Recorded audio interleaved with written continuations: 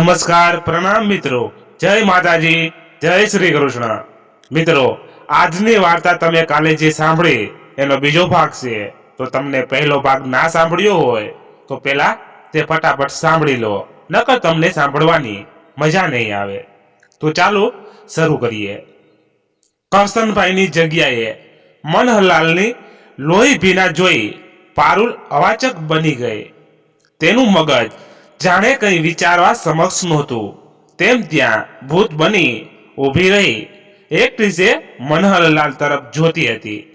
કેમ બાજી પલટાઈ ગઈ ને? પારુલે વળીને જોયું અને આશ્ચર્યથી જોઈ રહી। પારુલ, કરશનભાઈ તમે પણ?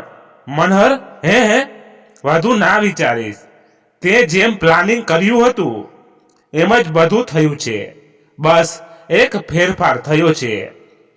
મનહરભાઈની જગ્યાએ હું છું અને મારી જગ્યાએ મનહરભાઈ। પારુલ, એટલે તમે પહેલાથી જ બધું જાણતા હતા?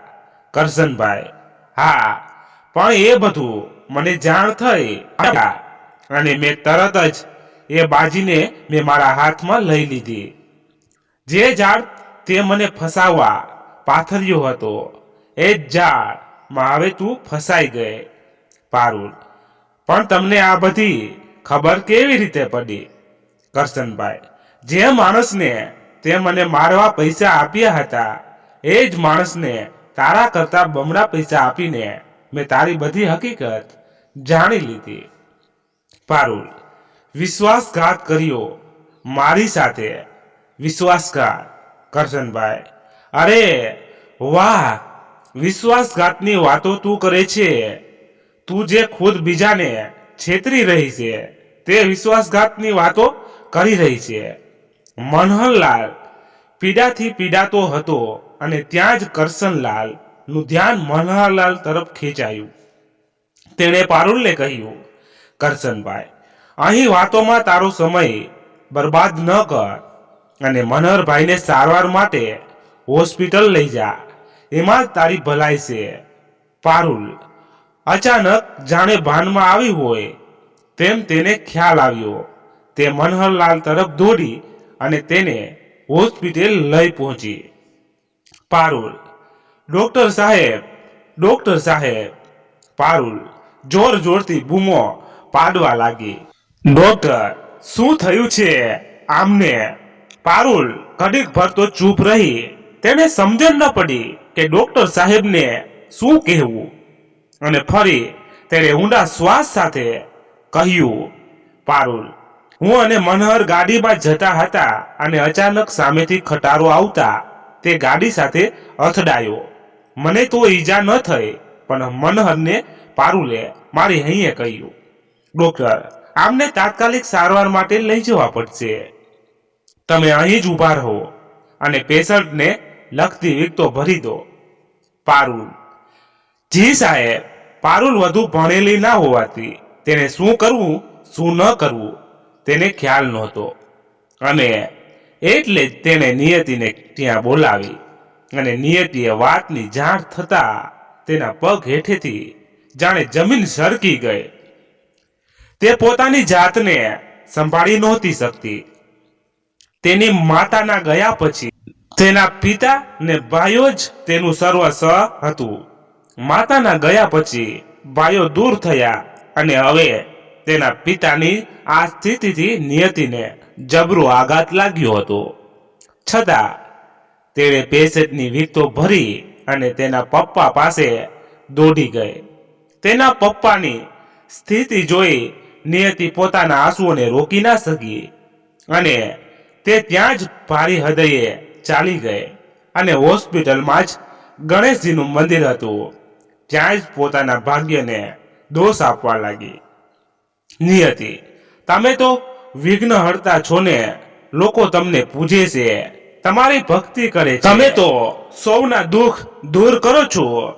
આજે હું તમારા શરણે આવી છું। મારા પિતાને કંઈ ન થવા દેતા મારું તો ભાગ્ય જ ભૂલે ઘડાયું છે। પહેલા મારી માતાને ખોઈ બેઠી, માતાના ગયા પછી ભાઈઓ પણ દૂર થયા અને હવે મારા પિતાને ખોવાની હિંમત મારામાં નથી।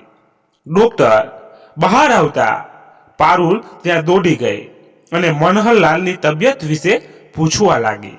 પારુલ: ડોક્ટર સાહેબ, મનહર ઠીક તો થઈ જશે ને? ડોક્ટર: જુઓ, એમનું ઘણું લોહી વહી ગયું છે. માને અત્યારે કંઈ કહી શકાય નહીં. હા, તેમની સ્થિતિ ગંભીર છે. નિયતિ ત્યાં આવી તેણે ડોક્ટરની બધી વાત સાંભળી અને તેના પગ ડગમગવા લાગ્યા.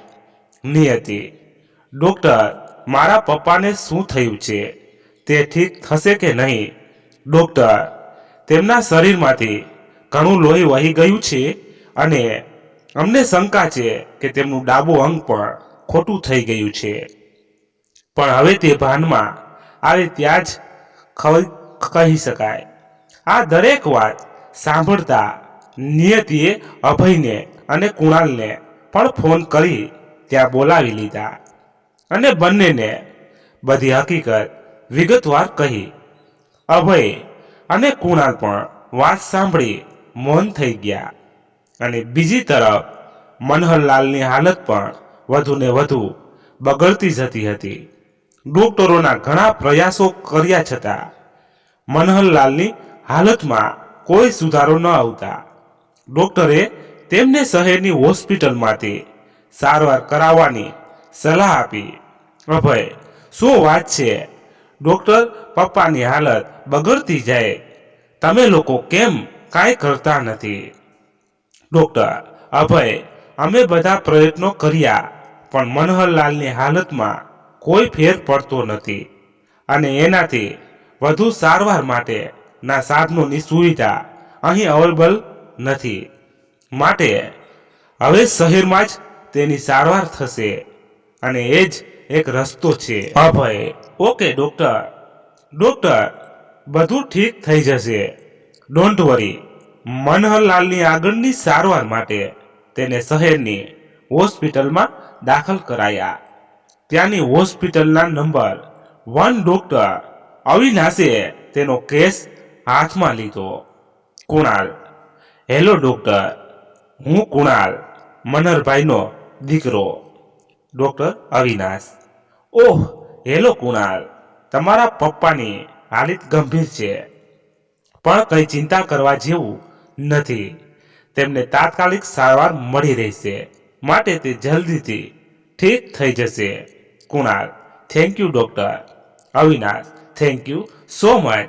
તમારા શબ્દોથી ફરી એક આશા બંધાણી છે. ડોક્ટર અવિનાશ મનહરલાલની સારવાર માટે રખાયા હતા તે રૂમમાં ગયા. ત્યાં નિયતિ મનહરલાલની પાસે જ બેઠી હતી. તેને જોઈ ડોક્ટર અવિનાશ બોલ્યા. તમે તેનો જવાબ આપતા નિયતિએ સહજતાથી કહ્યું, જી, હું નિયતિ. મનહરલાલ મારા પિતા છે. ડોક્ટર અવિનાશ: અચ્છા, તમે થોડી વાર માટે બહાર વેઇટ કરો. મારે મનહરભાઈનો ચેકઅપ કરવો છે. નિયતિ ત્યાંથી ઊભી થઈ અને રૂમની બહાર ગઈ. નિયતિને જતી જોઈ અવિનાશ તેની સામે જ જોઈ રહ્યો. પહેલી નજરમાં જ અવિનાશના હૃદયમાં નિયતિની સાદગી અને સુંદરતા વસી ગઈ. અવિનાશે મનહરલાલનો ચેકઅપ કર્યો અને બહાર આવ્યો. તેને જોઈ નિયતિએ ચિંતિત સ્વરે કહ્યું, બધું ઠીક છે ને? ડોક્ટર: કોઈ ચિંતાની વાત તો નથી ને? તમે ચિંતા ના કરશો, બધું ઠીક છે ને? આ તો સામાન્ય ચેકઅપ હતો. મનહરભાઈની ટ્રીટમેન્ટ પણ શરૂ થઈ ગઈ છે અને તે ખૂબ જલ્દી સાજા થઈ જશે. ડોક્ટર અવિનાશ તેની કેબિનમાં બેઠા હતા. ટેબલ પર પડેલા પેપરવેટને ફેરવતા તેના વિચારોમાં નિયતિ જ હતી. તેની સાદગી અને તેની સહજતા બંને અવિનાશને જાણે તેની તરફ ખેંચતા હતા અને નિયતિ પણ અવિનાશને પહેલી જ નજરમાં પસંદ આવી ગઈ હતી. ડોક્ટર અવિનાશ નિયતિની સાદગીમાં જ ખોવાઈ ગયા હતા અને ત્યાં જ બહાર ટકોર વાગી અને એ જ સાથે એક અવાજ આવ્યો, મે આઈ કમ ઇન? સર. પ્રશાંતો અવાજ સાંભળી અવિનાશના વિચારોની લહેર એ વિરામ લીધો. ઓહ યસ પ્રશાંત, શું થયું? મનહરભાઈના રિપોર્ટ્સ આવી ગયા? અવિનાશ જુનિયર ડોક્ટર પ્રશાંતને પૂછી રહ્યો. પ્રશાંતના ચહેરા પર ચિંતાના ભાવો હતા.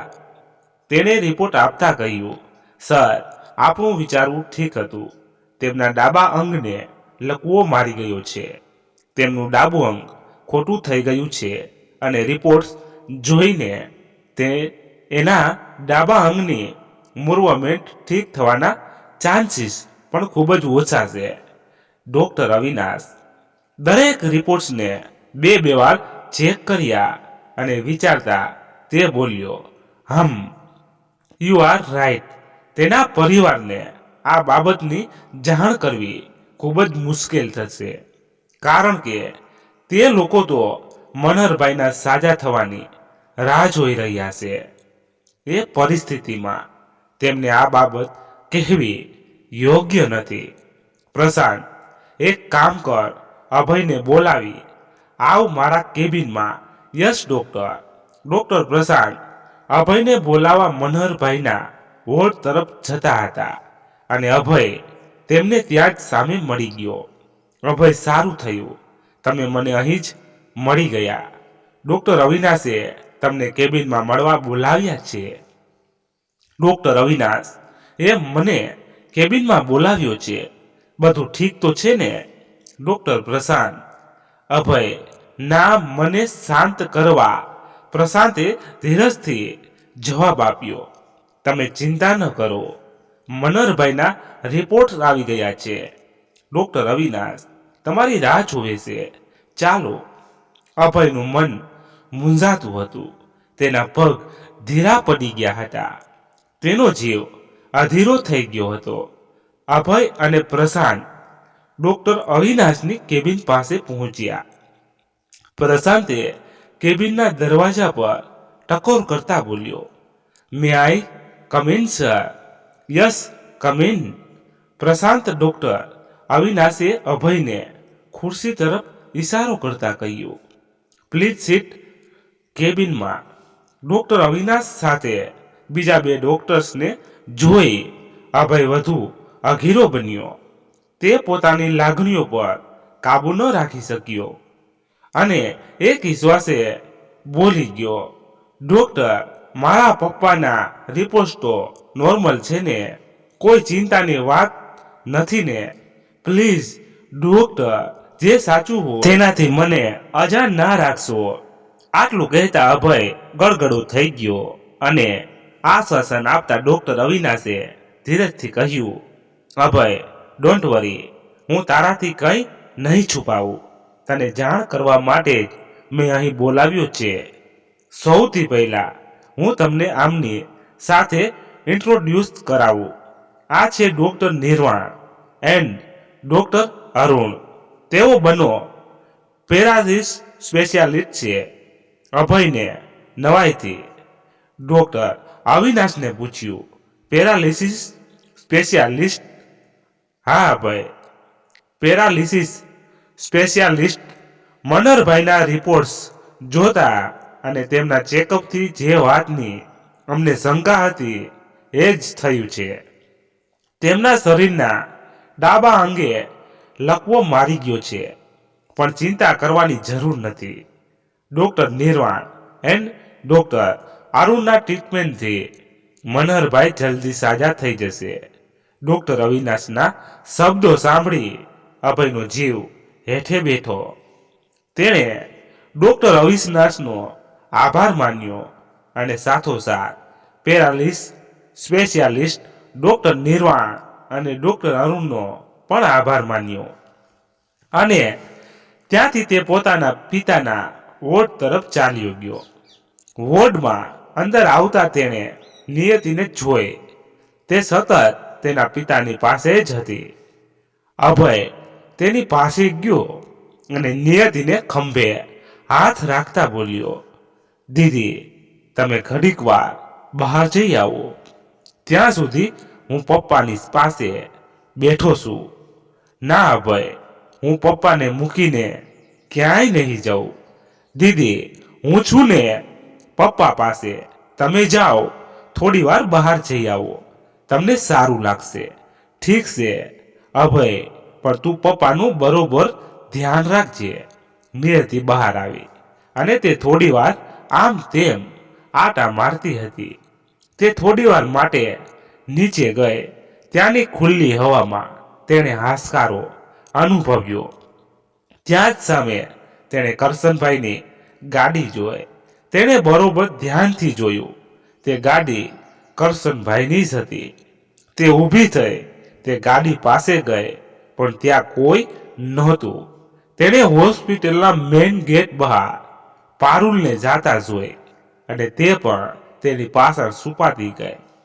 તેને ખાતરી હતી કે તે કરશનભાઈને જ મળવા જઈ રહી છે અને તેની શંકા સાચી ઠરી. પારુલ હોસ્પિટલથી દૂર આવેલ એક જગ્યાએ જઈ ઊભી રહી અને ત્યાં જ સામે કરશનભાઈ તેની રાહ જોઈ ઊભા હતા. તેને જોતા પારુલ ગુસ્સાથી બોલી રહી, હવે અહીં કઈ આગ લગાવવા આવ્યા છો? આગ લગાવવા નહીં, ઓલવવા આવ્યો છું. એટલે કરશનભાઈએ પારુલને પેપર્સ આપ્યા. આ પેપર્સ પર સહી કરી દે અને આગ ઓલવાઈ ગઈ. સમજ. હું કઈ સમજી નહીં.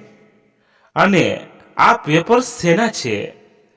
મારે હકની જમીનના, જેની પર તારે સહી કરવાની છે. ના, હું કોઈ પેપર્સ પર સહી નહીં કરું. સહી તો તું કરીશ અને મારી જમીન હું મેળવીને જ રહીશ. તમારા ભાઈ અહીંયા હોસ્પિટલમાં છે અને તમને જમીનની પડી છે. હા, પડી છે મને જમીનની. અને ભૂલીશ નહીં, આ જમીનની લાલચ અને એ ભાઈ વિરુદ્ધ ઝેર પણ તે જ મારા મનમાં ભર્યું હતું. આ પેપર્સ પર સહી કરવા સિવાય તમારી પાસે બીજો કોઈ રસ્તો પણ નથી. પારુલે ઘડીક વાર વિચાર કર્યા પછી તેણે પેપર્સ પર સહી કરી દીધી. તે બંને એટલી વહેલી તકે આ વાતને અહીં જ પૂરી કરવા માંગતી હતી. કોઈનું ધ્યાન તેના પર ન પડે એમ તે ત્યાંથી છુપાતી જતી રહી અને નિયતિ પણ તેની પાછળ પાછળ જતી રહી. નિયતિને સગળી વાતની જાણ થઈ ગઈ હતી. તેણે વિચાર્યું કે અભયને પણ આ વાતની જાણ કરવી જોઈએ. તે ઉતાવળા પગે ત્યાંથી ચાલવા લાગી અને તે સતત વિચારોમાં હતી, જેથી તેને ડોક્ટર અવિનાશને સામેથી આવતા ન જોયા અને તેની સાથે અથડાઈ. તેણે ભયના કારણે આંખો બંધ કરી લીધી હતી ને જ્યારે તેણે આંખો ખોલી ત્યારે ડોક્ટર અવિનાશ તેની નજર સામે હતા અને તે તેના બાહુપાસમાં હતી. જેણે તેને પડતા બચાવી. અવિનાશ માટે આ પળ કોઈ કલ્પનાથી ઓછી નહોતી અને તે નિયતિને જોતો જ રહ્યો. નિયતિએ જરાક ખચખચાતી અવિનાશ તરફ જોતા કહ્યું, થેન્ક યુ સો મચ. નિયતિના શબ્દોથી તેની આંખો ઝબકી. તેણે નિયતિને પોતાના બાહુપાસમાંથી મુક્ત કરી બોલી રહ્યો, તમે ઠીક છો? આઈ એમ સોરી, મારું ધ્યાન નહોતું. અને તેની વાતને વચ્ચેથી જ કાપતા નિયતિએ સહજતાથી સ્મિત સાથે કહ્યું, ના ના, ભૂલ તમારી નહોતી. આટલું જ કહી અવિનાશ કંઈ કહે એ પહેલા જ તે ઝડપભર ત્યાંથી ચાલી ગઈ. અવિનાશ તેની નજરો નિયતિ પરથી હટાવી નહોતો શકતો. નિયતિ દોડતી અભય પાસે ગઈ. તેના પિતા સામે જોઈ તે અભયને તેની સામે કશું કહી ના શકી. તેણે અભયને એક ઈશારો કર્યો જે અભય સમજી ગયો અને તેણે કુણાલને પપ્પા પાસે રહેવાનું કહી બહાર આવ્યો. નિયતિને હાંફતી જોઈ અભયે ચિંતિત સ્વરે પૂછ્યું, દીદી, તમને જોતા લાગે છે કે તમે કોઈ ટેન્શનમાં છો. અભય, મારી વાત સાંભળ. હું હમણાં અહીંથી બહાર ગઈ ત્યારે મેં કરશન કાકાની ગાડી બહાર જોઈ. કરશન કાકા પણ એ તો પપ્પાને મળવા આવ્યા જ નથી. દીદી, ચોક્કસ તમને કોઈ વહેમ થયો હશે. ના, મને કોઈ વહેમ નથી થયો. એ માણસને ઓળખવામાં અને એની લગતી દરેક વસ્તુને ઓળખવામાં હું ક્યારેય ભૂલ ન કરું. દીદી, કેમ આવું કહો છો કરશન કાકા વિશે? કારણ કે એ કાકા જ પપ્પાનો કાળ બન્યા છે. પપ્પાની આજે જે સ્થિતિ છે તે તેના કારણ જ છે. નિયતિએ દાંત કચડતા કહ્યું. શું પપ્પાની આ સ્થિતિ માટે કરશન કાકા જવાબદાર છે?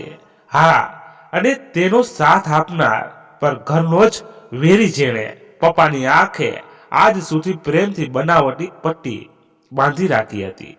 કોણ છે એ દીદી? શું મારે તને એનું નામ કહેવાની જરૂર છે? અભય, તું નથી જાણતો કે હું કોના વિશે વાત કરી રહી છું? અભય અચકાતા બોલી રહ્યો. પારુલ.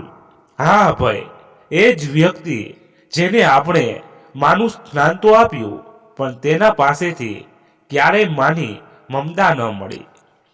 નિયતિ અભયને આગળ કંઈ કહે એ પહેલા ત્યાં કુણાલ આવ્યો. અભય અને નિયતિને ગંભીર જોઈ તે બોલી રહ્યો. દીદી કુણાલ. કંઈ પૂછે એ પહેલા જ નિયતિએ વાતને વાર્તા કહ્યું. કુણાલ, તું અહીંયા આવ્યો છે તો પછી પપ્પા પાસે? ના ના દીદી, પપ્પા આરામ કરે છે, તમે ચિંતા ન કરશો. ઠીક છે, તું અને અભય અહીં પપ્પા પાસે જ રહો.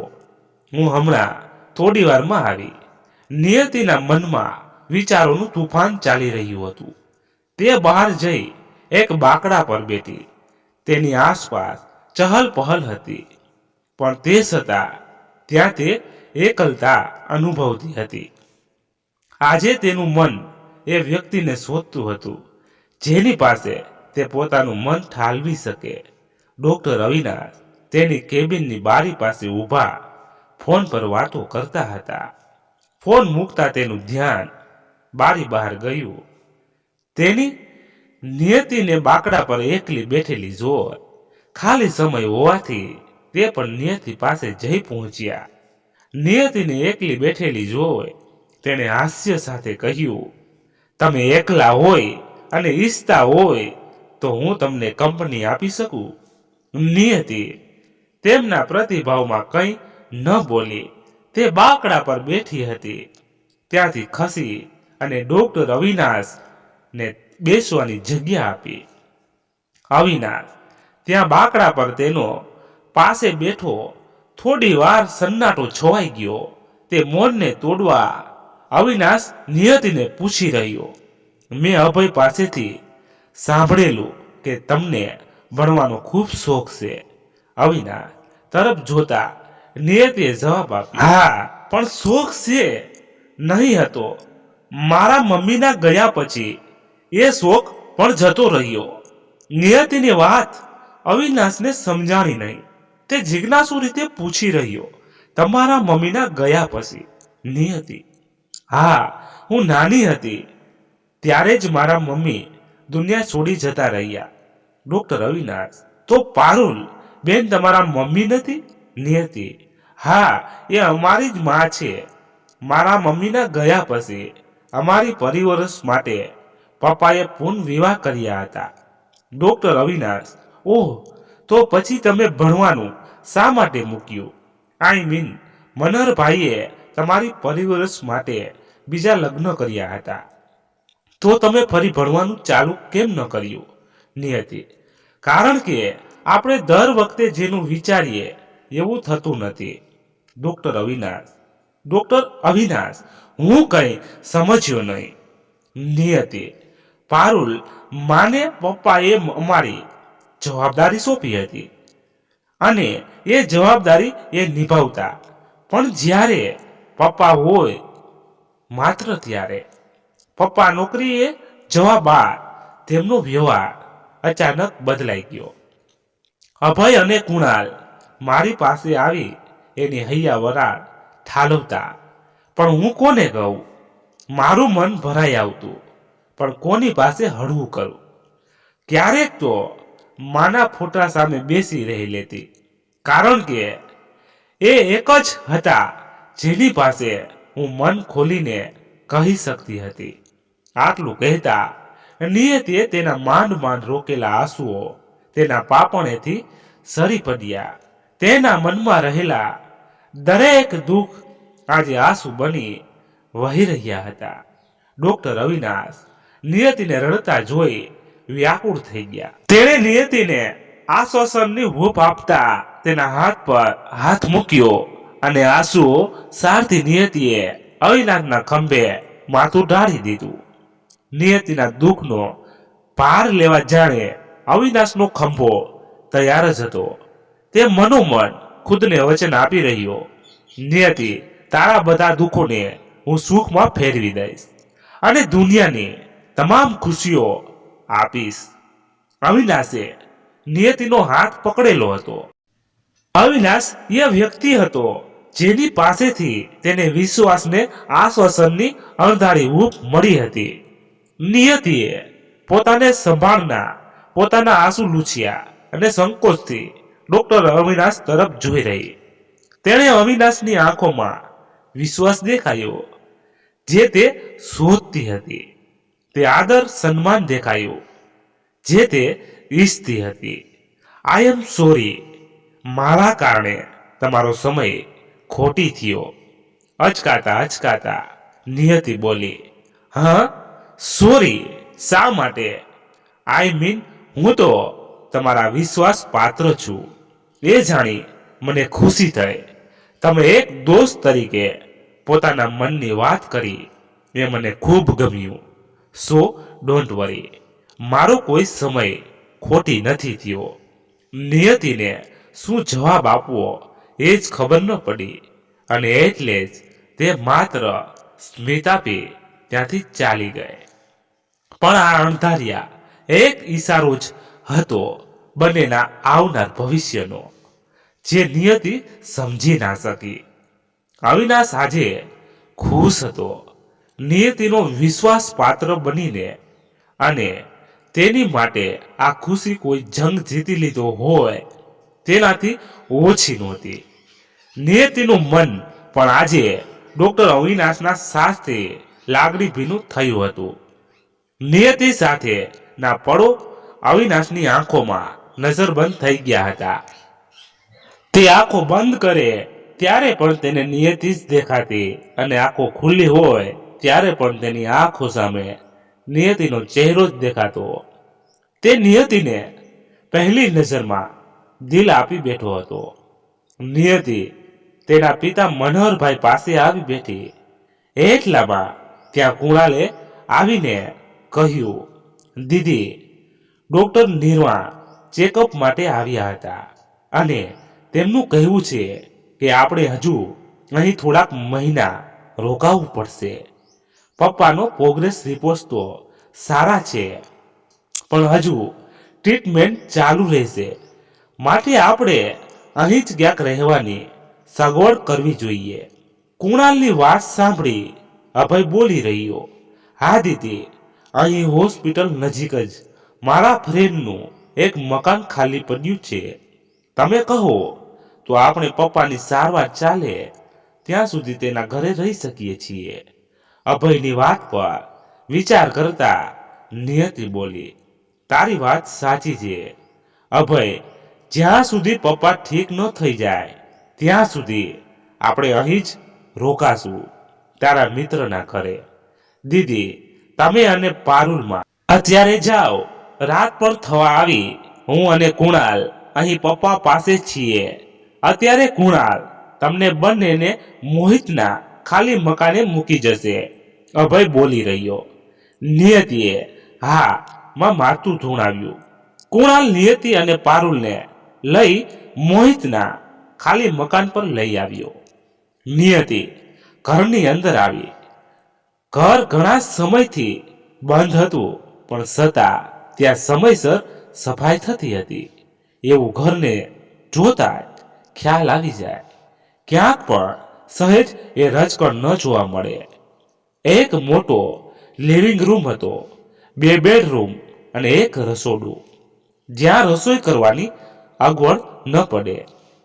અને બેડરૂમની બહારની બાજુએ એક નાનકડું લીલુંછમ ગાર્ડન હતું. નિયતિએ તે જ બેડરૂમમાં આરામ માટે રાખ્યો, કારણ કે તેને ગાર્ડનમાં ખુલ્લી હવાઓમાં બેસવું ખૂબ જ ગમતું હતું. દીદી, હવે હું જઉં છું. તમારે કોઈ કામ હોય તો મને કોલ કરી લેજો. કુણાલ આટલું કહી ત્યાંથી જતો રહ્યો. નિયતિ પણ ત્યાંથી પોતાના રૂમમાં ચાલી ગઈ. તેને પારુલ સામે નજર સુધા ન કરી. નિયતિ પોતાના રૂમમાં આવી.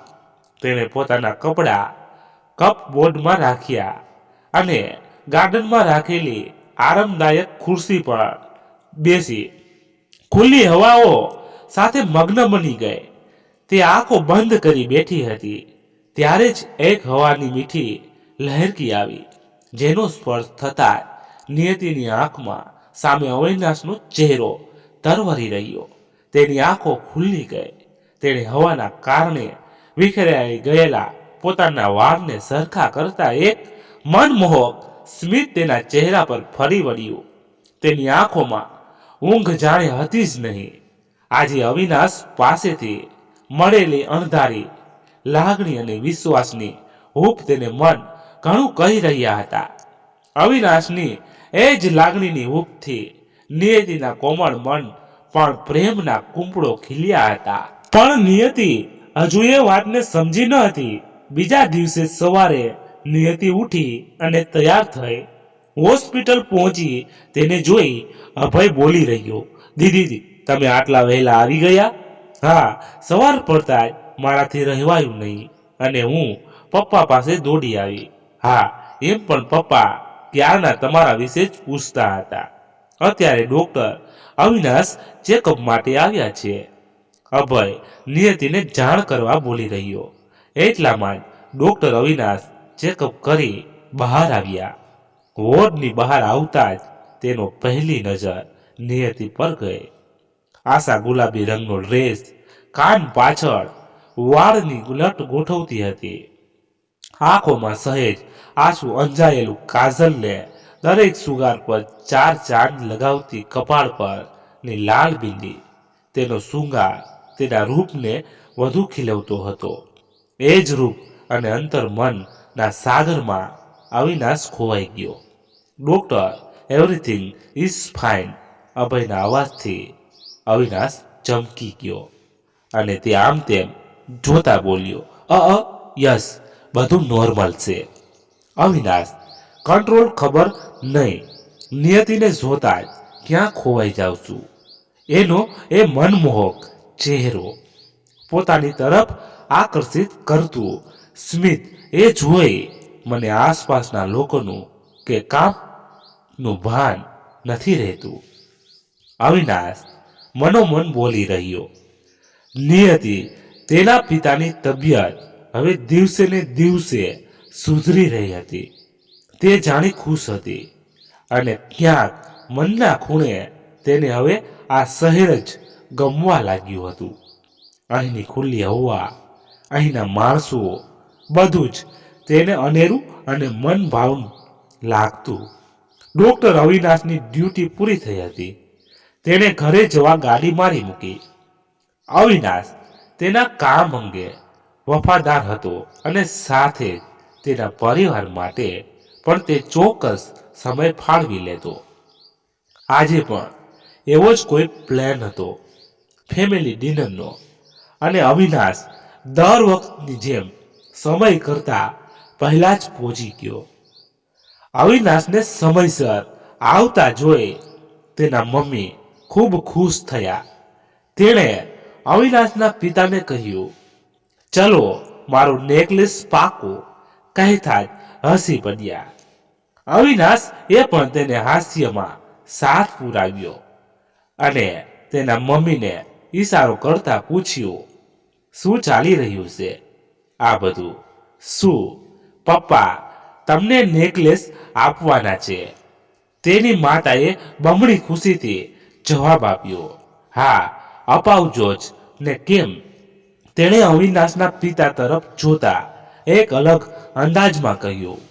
તેમની ખુશીમાં વધારો કરતા અવિનાશ બોલ્યો, ખરેખર વાહ, શું વાત છે મમ્મા, પણ કઈ ખુશીમાં એ તો કહો, તારા પપ્પાએ મારી સાથે શરત લગાવી હતી કે તું મોડો આવશે અને મેં કીધું કે મારો દીકરો સમય પહેલા જ આવી જશે અને તું આવી ગયો. હું શરત જીતી ગઈ. વીણાબેન બોલી રહ્યા. તેના મમ્મીની વાત સાંભળી અવિનાશ ખડખડાટ હસી પડ્યો. ઓહ, એમ વાત છે. શું પપ્પા, તમે પણ દર વખતે શરત હારો છો છતાં મમ્મા સાથે શરત લગાવો છો. અવિનાશના ચહેરા પર ખીલેલું હાસ્ય જોઈ તેના પિતાના ચહેરા પર સંતોષરૂપી હાસ્ય ખીલ્યું હતું. અવિનાશના તેના માતા પિતાનું એકમાત્ર સંતાન હતું, માટે તે નાનપણથી જ લાડકોડમાં ઉછેરાયો હતો. પણ તેના લાડકોડ ક્યારેય તેના સંસ્કારને આદર્શની વચ્ચે નથી આવ્યા. તેને મહેનત કરી પોતાના ખંભે પોતાની ઓળખ ઊભી કરી, જેના પર તેના માતા પિતાને પણ ગર્વ છે. વીણાબેન એ અવિનાશના માથે હાથ ફેરવતા કહ્યું, અવિ, તું ફ્રેશ થઈ આવ, એ પછી આપણે ડિનર માટે જઈએ. અવિનાશ અને તેના માતા પિતા એક હોટલમાં ડિનર માટે આવ્યા. તેઓ ડિનર માટે એક ટેબલ પર બેઠા. વેઇટરે આવીને ઓર્ડર લીધો. થોડી વાર રહીને તેમનું જમવાનું વેઇટર ટેબલ પર મૂકી ગયો. અવિનાશનું ધ્યાન જમવામાં નહોતું. તે વીણાબેન અને અવિનાશના પિતા જોઈ રહ્યા હતા. વીણાબેન એ અવિનાશને પૂછ્યું, અવિ, શું વાત છે? ક્યાં ખોવાઈ ગયો? જમવાનું ન ગમ્યું કે કેમ? ના ના મમ્મા, એવી કોઈ વાત નથી. જમવાનું ખૂબ સરસ છે, અવિનાશ બોલ્યો. તો પછી જમવાનું મૂકીને ક્યાં વિચારોમાં છે? તેના પિતાએ કહ્યું. એ નિયતિ. આટલું બોલતા અવિનાશ અટકી ગયો. હા, શું નિયતિ? કોણ છે એ નિયતિ?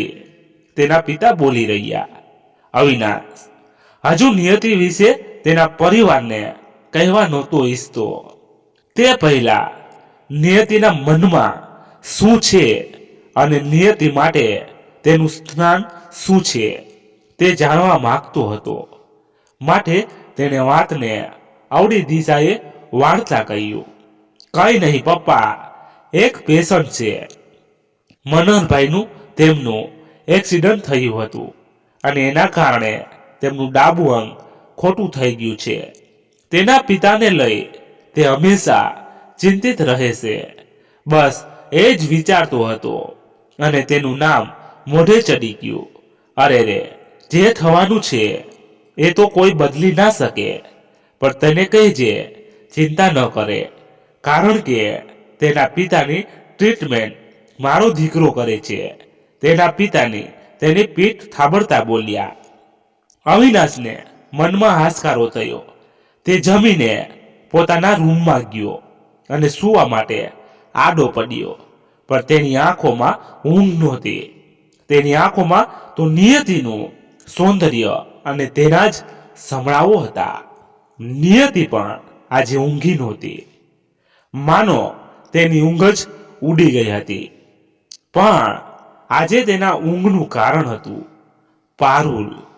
તે વિચારતી હતી કે પારુલ અને કરશન કાકાને એમ તો ના જ મુકાય. તેના કર્યા કાસ્તાનનો વળતો જવાબ તો તેને મળવો જ જોઈએ. અને તે બધાની સામે આ ભૂલ પોતાના મોઢેથી કબૂલ કરે એવું કંઈક તો કરવું જ રહ્યું. મારા પપ્પાની હાલતના જવાબદાર છે બંને. એમ તો તેને જતા નહીં કરું. તે વિચારો કરતા કરતા જ તેની આંખો ક્યારે મીચાઈ ગઈ તેને ખ્યાલ જ ન રહ્યો. પારુલ નિયતિના રૂમમાં આવી. તેણે નિયતિ તરફ જોયું. નિયતિ સૂતી હતી. તે નિયતિની બાજુમાં આવી બેસી ગઈ. તેની આંખોના ખૂણે જર્જરિત રીતે આંસુઓની ધાર હતી. તેનું મન આજે વિચલિત હતું. નિયતિ તરફ તેણે પોતાના હાથ લંબાવ્યો. તેના માથે હાથ રાખતા તેને ખચખચાટ થયો અને તેણે હાથ પાછો વળ્યો. અને ત્યાંથી ઊભી થઈ તેના રૂમમાં પાછી જતી રહી. પારુલનું વર્તન આજે તદ્દન અલગ હતું.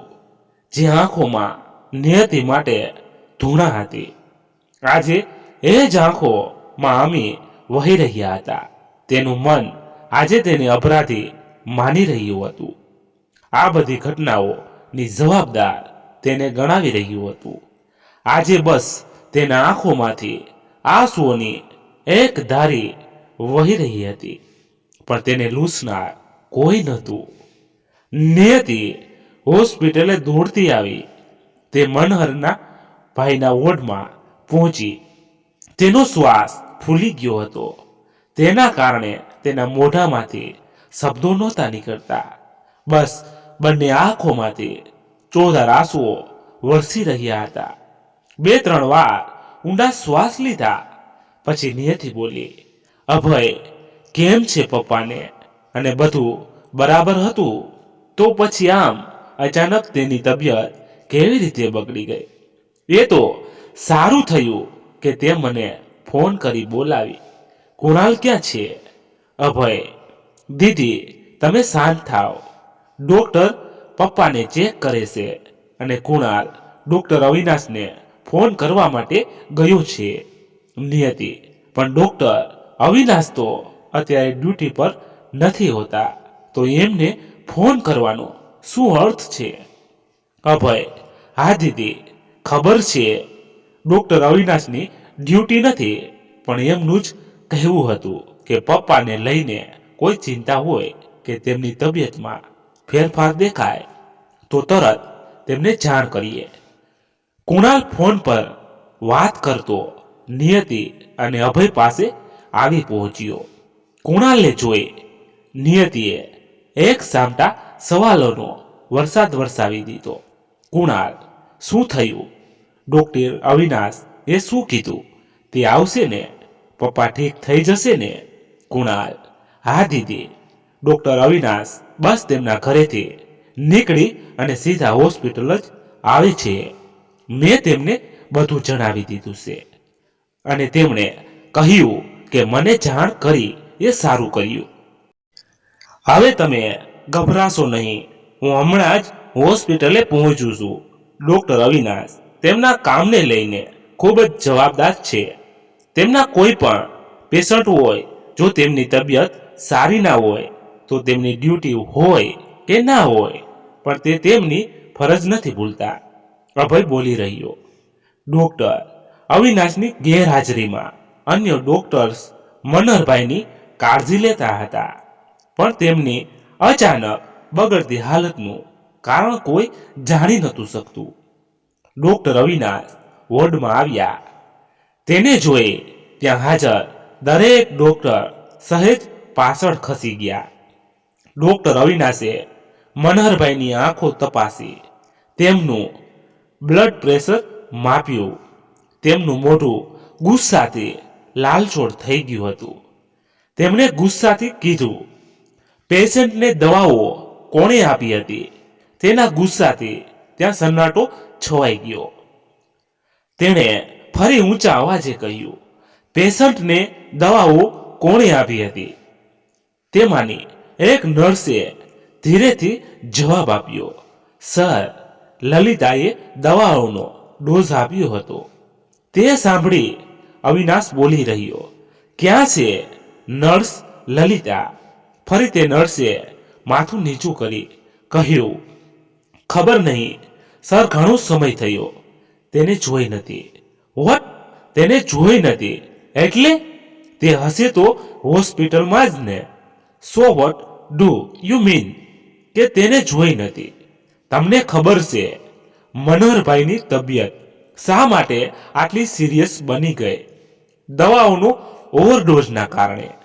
અને દવાઓ આપનાર કોણ છે? નર્સ લલિતા. અને એ ક્યાં છે એ તમે કોઈ જાણતા નથી, રાઈટ? કાલે દરેક મારી કેબિનમાં હાજર થશે, તેમની ડ્યુટી પૂરી થાય એ પહેલા. આટલું કહી અવિનાશ વોર્ડમાંથી બહાર નીકળ્યો. નિયતિ અને તેના ભાઈઓ બહાર ડોક્ટરની રાહ જોઈ ઊભા હતા. અવિનાશને બહાર આવતા જોઈ અભય તેની પાસે ગયો અને તેના પિતાની અચાનક બગડતી હાલત વિશે પૂછ્યું. ડોક્ટર અવિનાશ હોસ્પિટલનો પ્રખ્યાત ડોક્ટર હતો અને તે નહોતો ઈચ્છતો કે કોઈ નર્સની ભૂલના કારણે તેની આખી હોસ્પિટલના નામ પર કલંક લાગે. માટે તેણે એટલું જ કહ્યું, nothing is serious, so don't worry, he is fine. અને તે પોતાના કેબિનમાં જતો રહ્યો. નિયતિ તેના પિતા પાસે ગઈ અને તેના પિતાનો હાથ પોતાના હાથમાં લઈ રડવા લાગી. તેના પિતાના આંખના શેડે આંસુઓના બિંદુ સરતા હતા. તે લૂછતા નિયતિ બોલી, નહીં પપ્પા, તમને કંઈ નહીં થાય, અને તમને કંઈ થશે તો તમારી દીકરી જીવતી નહીં રહી શકે. અભય નિયતિને વોર્ડમાંથી બહાર લઈ આવ્યો. નિયતિને રડતી છાની રાખી. તે બોલ્યો, દીદી, આપણે તો પપ્પાની શક્તિ બનવાનું છે. તમે જો તેની સામે આ રીતે રડશો તો પપ્પાને કઈ રીતે સંભાળશો? કુણાલે સહમતીમાં હામી પૂરતા કહ્યું, હા દીદી, તમે આમ રડશો તો અમને કોણ સમજાવશે? દીદી, હવે પપ્પા ઠીક છે તો તમે ઘરે જાઓ, કુણાલ તમને મૂકી જશે. અભય બોલી રહ્યો, ના, હું ક્યાંય નથી જવાની, હું અહીં જ પપ્પા પાસે જ રહીશ. નિયતિ બોલી રહી, પણ દીદી, તમારું અહીં રહેવું ઠીક નથી. હું અને કુણાલ તો છીએ જ ને પપ્પા પાસે, તો પછી તમારે અહીં રહેવાની શું જરૂર? અભય બોલી રહ્યો, તો ઠીક છે, હું ઘરે જઈશ, પણ મને મૂકવા આવવાની જરૂર નથી. તમે મને અહીં જ પપ્પા પાસે રહો. તેમને થોડી વાર એકલા ન મૂકશો? નિયતિએ કહ્યું, પણ આટલી રાત્રે તમે એકલા કઈ રીતે જવા દઈએ? કહ્યું.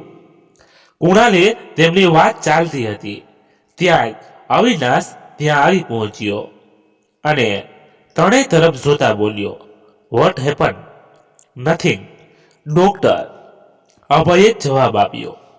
તેના મોઢાના ભાવ જોતા અવિનાશે ફરી કહ્યું, it's okay, you can tell me. બની શકે હું તમારી કોઈ મદદ કરી શકું? કુણાલે અભય અને નિયતિની સામે જોયું અને તેણે વાતને ખુલ્લી પાડી. એકચ્યુઅલી ડોક્ટર અવિનાશ દીદીને ઘરે જવા કહી રહ્યા હતા ને એ કહે છે કે તે આટલી રાત્રે એકલા જશે અને અમે બંને અહીં જ રહીએ. ઓહ, સો ડોન્ટ વરી, તમને કઈ વાંધો ન હોય તો હું તેમને ડ્રોપ કરતો જઈશ. અવિનાશે નમ્રતાથી કહ્યું. અરે ના ડોક્ટર અવિનાશ, તમારે તકલીફ લેવાની જરૂર નથી. I can manage. નિયતિ બોલી રહી. એમાં તકલીફ શાની? તમે એડ્રેસ મેસેજ કરી દો, હું તેમને સલામત પહોંચાડી દઈશ. અવિનાશે કહ્યું. નિયતિ અને અવિનાશ બંને ગાડી તરફ આગળ વધ્યા. નિયતિ પહેલી વાર કોઈની સાથે ગાડીમાં બેઠી હતી. રાત્રિની ચાંદનીનો આસો પ્રકાશ હતો અને ગાડીમાં ધીમું ધીમું સંગીત વાગી રહ્યું હતું, જે વાતાવરણને વધુ આરામદાયક બનાવી રહ્યું હતું.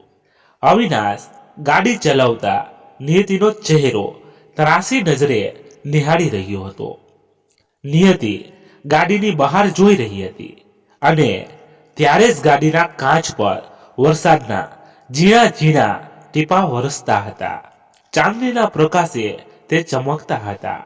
નિયતિએ ગાડીનો કાચ સહેજ નીચો કર્યો અને તે વરસતા બિંદુઓને તેણે પોતાના હાથમાં ઝીલી લીધા. તે વરસાદના છાંટા તેના ચહેરા પર ખીલતા હતા. તેને જોઈ અવિનાશથી પૂછ્યા વિના રહેવાયું નહીં. તમને વરસાદ ખૂબ જ ગમતો લાગે છે? હા, ખૂબ જ ગમે છે. કેમ તમને વરસાદ નથી ગમતો? નિયતિ ખુશીથી બોલી ઉઠી. ના, બહુ ખાસ નહીં, પણ મને વરસાદમાં ભીંજાવું નથી ગમતું. નિયતિ તો આજે તે વરસાદ સાથે જ ખોવાઈ ગઈ હતી. આજે તેને તે વરસાદનો સાથ અનેરો લાગ્યો. આજે જેટલી ખુશી તેના મનમાં હતી તેટલી ખુશી તેને ક્યારેય અનુભવી નહોતી.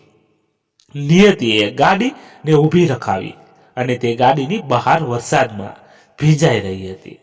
અવિનાશ તેને નિહાળતો બેઠો હતો. તે પણ નિયતિની સાથે બહાર ગયો. અવિનાશને વરસાદ ગમતો નહોતો, પણ નિયતિનું મન રાખવા તે વરસાદમાં જ ગયો. આજે નિયતિ ને વરસાદ સાથે અવિનાશના સાથથી તેનું મન ખુશીથી છલકાઈ રહ્યું હતું. મિત્રો, વાર્તાનો બીજો ભાગ અહીંયા સમાપ્ત થાય છે. હજી આ વાર્તા અધૂરી છે અને આ વાર્તાનો ત્રીજો ભાગ કાલ સાંભળશું. તમને વાર્તા કેવી લાગી એ કોમેન્ટમાં કહેજો અને લાઈક અને તમારા મિત્રો સાથે શેર કરજો. ધન્યવાદ. ફરી મળીએ કાલે ત્રીજા ભાગમાં. ત્યાં સુધી બધા મસ્ત રહો, તંદુરસ્ત રહો. જય માતાજી, જય દ્વારકાધીશ. હર હર મહાદેવ, મહાદેવ, મહાદેવ. જય શ્રી રામ, જય બજરંગ બલી. તો મિત્રો, આમાં અમારી કોઈ પણ ભૂલ હોય તો તમે અવશ્ય કોમેન્ટ કરી જણાવી શકો છો.